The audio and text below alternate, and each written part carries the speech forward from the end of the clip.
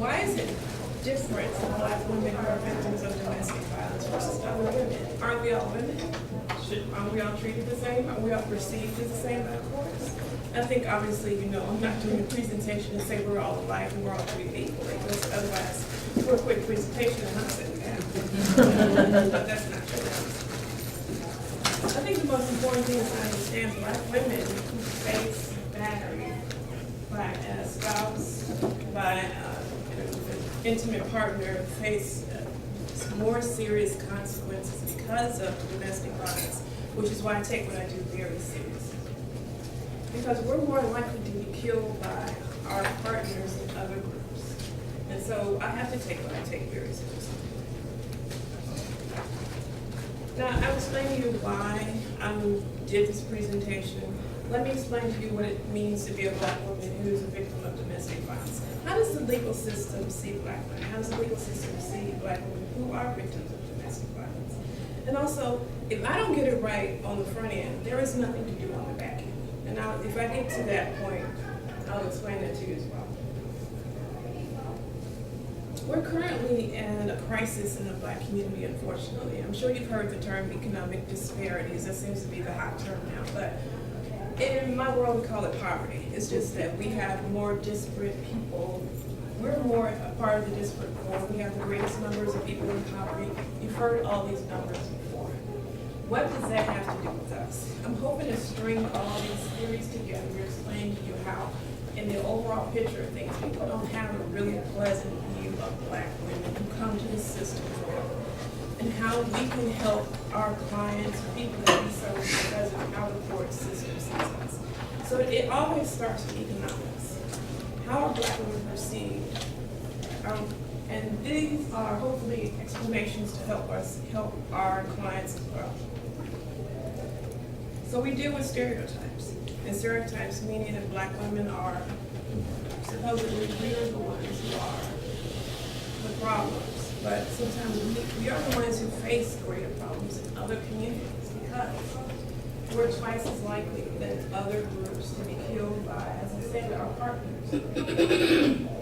We're more likely to be killed by boyfriends, husbands, and others.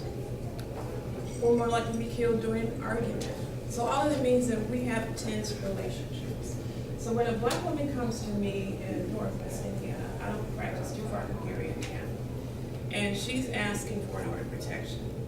And it's not that if a Latina or if a white woman would come to me, I take them less seriously. But there's a heightened concern because of statistics like this, because you have to understand the population that you service. This is my population, and this is why I have to take up with you very seriously.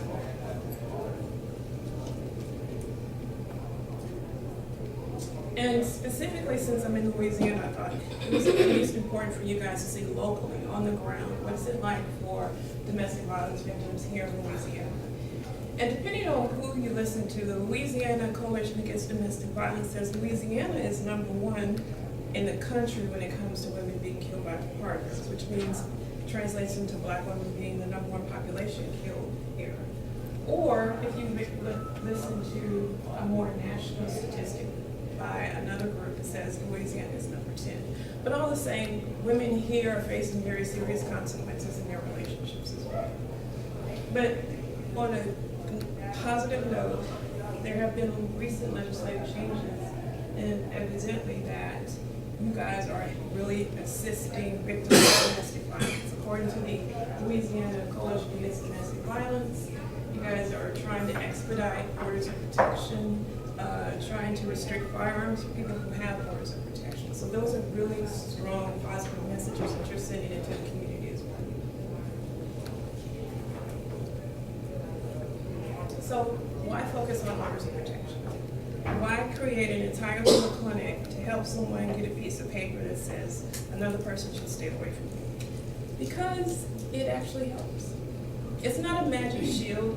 It doesn't just mean that like you have this invisible bubble that will protect you because the person that you're with was formerly violent to you, you get the order of protection, and they just stay away from you. That's not always true.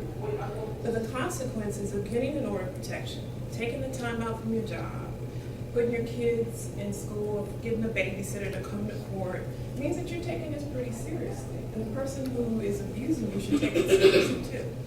It does reduce violence. It's not a magic bullet. And many women have been continue to be abused and killed, even if you have the order of protection. But it does help. It doesn't help if your partner doesn't take it seriously. But if he doesn't take it seriously, maybe that's where I can help or come in.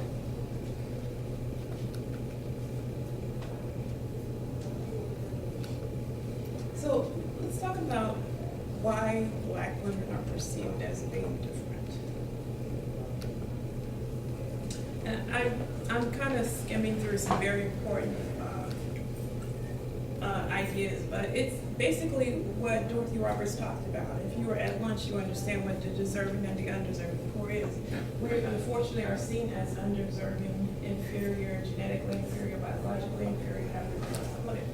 When it comes to creating things like the welfare state, we are seen as the undeserving because supposedly Black women stereotypically are welfare recipients. I'll go into some of the stereotypes later, but even the creation of things like the initial creation of the welfare state, it wasn't meant for us. It was meant for white Anglo-Saxon women who were widows, not women who were unmarried, not women who were ethnically Jewish or Italian. So we're seen as a drain on the system. And starting with things like the Moynihan Report, which a lot of you probably won't understand.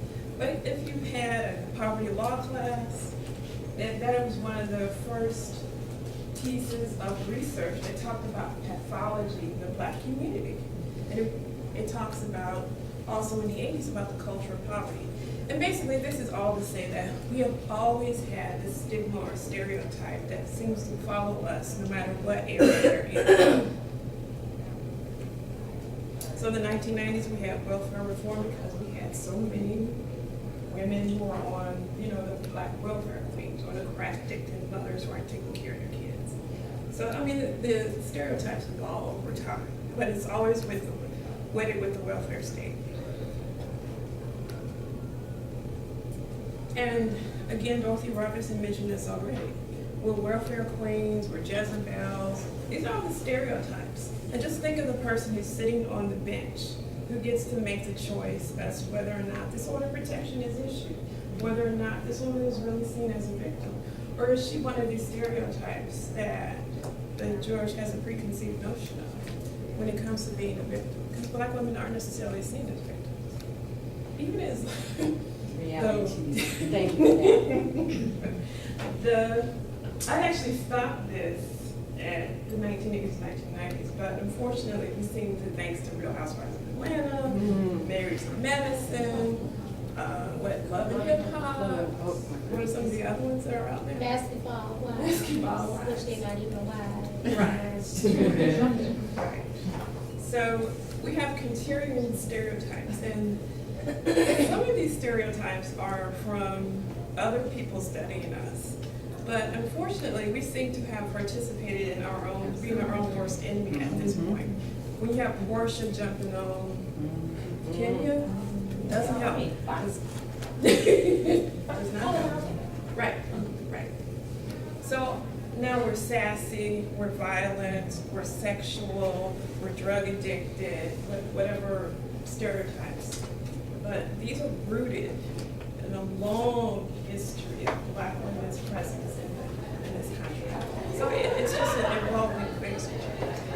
The unfortunate thing is we don't necessarily have to participate in this. And I'll watch Real Housewives. I'm not here as just like the pure academic person, but I'm really trying not to. But one thing I want to add though, it's like even though we've become professionals now, it's like these reality TV things have taken, okay, they're not married Jezebels, if they have that, but even Married to Medicine. These women are professional women, so no matter where we go in life, we still act a fool. I was excited. I thought, oh, finally, these would be like really polished women. They'll go out to tea, they'll support each other, they'll talk about, look, the things we're talking about here. They'll sit around the table and talk about access to medicine for Black women, they'll be a community. No. It's just But I like to take, Professional wrenching. may I please take that to another level, because then it's applied to all of us as black women, all right? But here's what I don't understand. You still have the Sopranos, you have the Real Housewives of New Jersey, you have, come on, Duck Dynasty, that's real dysfunctional. But it's not applied to all of us. Right. I That's don't the poor ones understand from that. Louisiana. Right. That's the only ones, and that was swamp people. So but it's not applied, because it's not seen across the board, but if there's one stereotype that applies, I think it applies across the board to all of us. Right. I wish That's what I'm somebody saying. would address We're not that. helping ourselves out here. Because you can look at, real basketball wives and say these are just side pieces of basketball players. But what do you say to people who are, supposedly when you marry a doctor, you have aspired to greatness, but you're acting in the same ratchet way? Go ahead. How is it that we support Tyler Perry and the images that Tyler Perry, he's making a lot of money and he's making it from our community. We go and support Tyler Perry images that he has created and he knows will sell. And Tyler Perry is a conundrum to me because he does talk about the everyday lives of black women who have been victims of domestic violence. But it's a painful thing to sit through to try to get to the message that he's trying to deliver. And let me just say again, when he did an image of a child in a bathtub with water, and Madea is saying, I'm gonna electrocute you in the tub, I have a problem with that. Right. Even as a way to sell a good message. Even as a way to bring out what is the reality of many African American children and families. But you do it in that type of tone, you wrap it in that type of humor, I'm just saying, I want us to think about it. But that humor is really old. It goes back to minstrel time. But it unfortunately it feeds into the big mama, mammy stereotype. And I don't think a lot of people know the current mammy, because it kind of disappeared from our lexicon maybe in the 50s after those shows went off. But now, I never thought I'd see a man dressed as a woman be a man. Some of the things that I thought that were dying have come back to lexicon. But, again, all of these things are culturally impact how we're seen in culture. And for me, it impacts how my clients get treated by the court system, to tie all these things. Especially the sassy black woman. And Dorothy Roberts did a wonderful introduction to me for me, so I'm not going to keep rehashing what she's already talked about. But from a black woman who writes about race and criminal justice, we get lost. We get in race scholarship, like the New Jim Crow, which is a great book by Michelle Alexander. The black woman's story is not told there. Not at all. Or in the feminist theories and scholarship, black women's stories are not told there as well. So Kimberly Crenshaw talks about how we have to tell our own story. So in the criminal justice system, in the legal system, we're either black or female, but we're not black females. And so that's part of what I feel like my scholarship hopefully has a role to play. And that goes with black women as well. We're not the classic domestic violence victims. Lenore Walker, which hopefully everybody knows who that is. I don't know if you guys have studied her or not. The whole cycle of violence. And that's a passivity that black women don't have. And Hillary Potter wrote about this in Valparaiso, which is a great book about victims of domestic violence who are black. Black women fight back. It's part of our cultural heritage. It's part of, historically, we've had to fight back. We've had to fight off the master. We've had to fight off violence men in the past.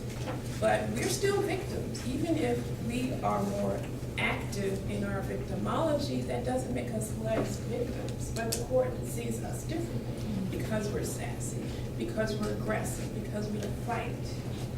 We're not perceived as the passive domestic violence victim that Lenore Walker talked about.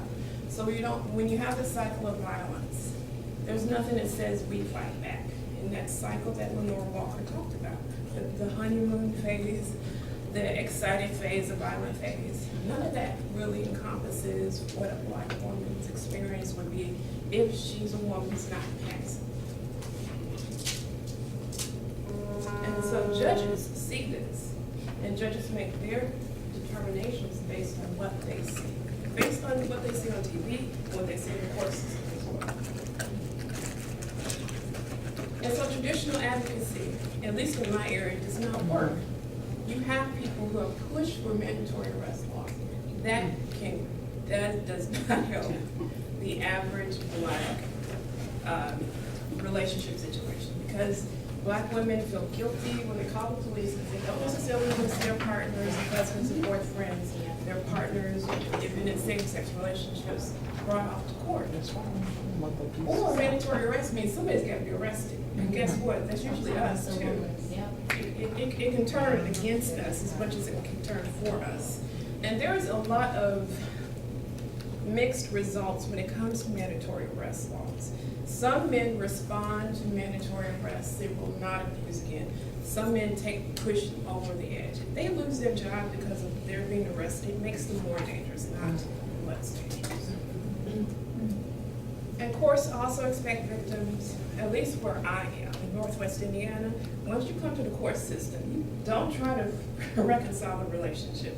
Even women who are advocates of domestic violence, victims of domestic violence, want those relationships to be over. I don't necessarily push that because I think it's a disservice. I have a lot of clients who dismiss their orders of protection because they quietly go back to the men who've been abusing them. They still love them, they're still economically tied to them, they still have kids with them. It's nice for me to stand here and say, you should get rid of them, girl, get your empowerment together, get some counseling. That's fine, but Northwest Indiana is an impoverished area. The steel mills used to be there, they're shut down. So whatever you can get assistance in, you don't necessarily want to tear your family apart because the alternative is worse, which means that you're dependent upon the state. And Indiana is not a generous state. And so the things that we built in the traditional assistance of women who are battered, whatever color they are, does not necessarily help us out. So in the traditional system of advocacy for battered women, they don't ever work at reconciliation of the relationship and getting abuse or help or not known? In the shelters that I work with, and I'm a member of the Indiana Coalition Against Domestic Violence, they do not have counseling for couples to reconcile. They do have batterers classes. They do have classes that address the violence that happens in the families, but they don't have reconciliation. Now that means that maybe you'll go to a more traditional family therapist to try to deal with the violence in the family, but you're not going to go to a domestic violence shelter to save your relationship. It's just not going to. Right. Right. And obviously, again, Indiana does not have good mental health services, doesn't have good therapeutic services, so you're kind of on your own with that. Here in Louisiana, we understand. And so I deal with basically legal construction, social construction of Black women within the legal system. After all that I've told you, how do you think the courts perceive Black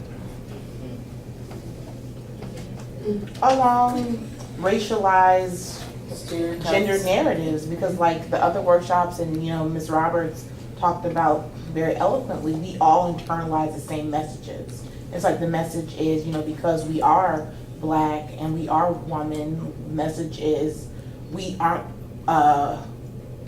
someone who violence and abuse happens to, but instead we're the people who are doing it. Therefore, the court and the jury, the judge sees us as the person who needs to be on the other side. So even though we're the one who's helping to prosecute, we're always on trial. Right.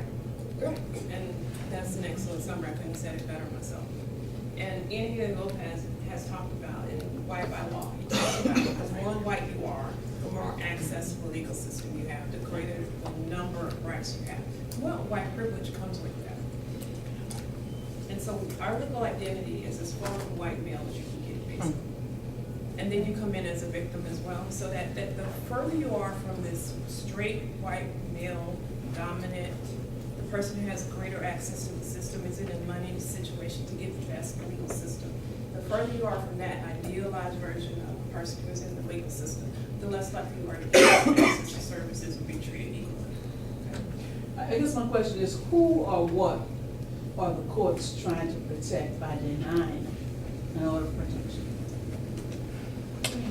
I mean, it seems to me, why not? I mean, just, I have had that conversation with my students, and they have the same question. Well, why can't, it's not just about being black, sometimes it's about the stereotype of being poor, or the stereotype of being in a violent relationship. They don't want to be bothered. oh. Honestly, orders of protection in general by the court, based on what I've done in my domestic violence clinic over the last 5 years, it's a bother to have to deal with this woman. Stereotypically, you listen to clerks talk when somebody comes to the desk and asks for an order of protection. Paperwork, it's a drain. Oh, I'm sorry, that means that you actually have to work and create a file, and this person has to go to court, and the judge has to listen. The judge already has a lawsuit that they're getting ready to go to trial on. It's just seen as a bother. But no one ever wants someone to be abused, but it's just like, can't you just take it someplace else? Can't you come back another time? But no, I'm sorry, I can't. I'm sorry, did you have something? Oh, no, go ahead. Okay. And so you have this is basically the foundation. We have all this at play. I'm thinking I'm just walking through the court system helping somebody get an order of protection. But all this that I've talked about is what's going on in the court system. And it was hard to articulate this to my client that, you're coming in here with blonde hair and your perception of wanting to be a victim. The court sees you as someone who's got adult kids, in your mid-30s, so of course you've been a teenage mom. What are you doing dating this young white man? It was a lot going on. And I'm not trying to break down her legal identity to her. She just wants an order of protection. So how do you, it was just hard to articulate to her, this isn't going to go well. And to me, this is a slam dunk case. He violated the order of protection. Clearly was said if you stay away from her after this date. He violated it like 84 times. It should be pretty clear. He also had pending criminal charges against her for strangling her and intimidating her. So this should have been like a 10-minute hearing. Right. This is my client's testimony. And this was the respondent, the abuser's testimony. This is a young white man came to testify, brought his father with him. His father hired a lawyer for him, another white male. So you have two black women sitting at one table and two white men sitting at the other. And I don't need to tell you who the judge was at this point, another white male. Right. And, he presented well. And so he's like, I'm over her. I have no reason to bother her.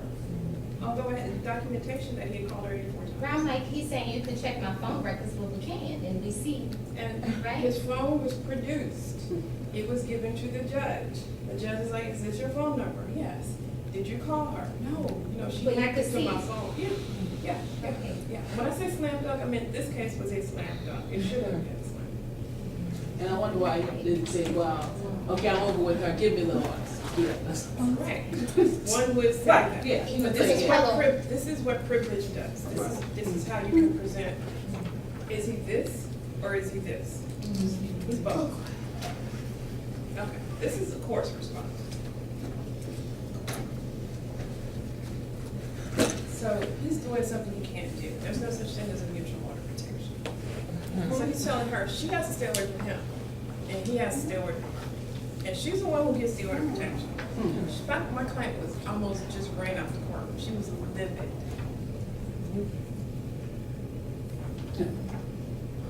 And so the court reporter is telling him the law. That's So actually it's typical. saying, I'm gonna make a protective order mutual on the course, but like, no, boo, you can't do that. It's the court. Now, he can get an order of protection. Oh, really? This is not Okay. always fair.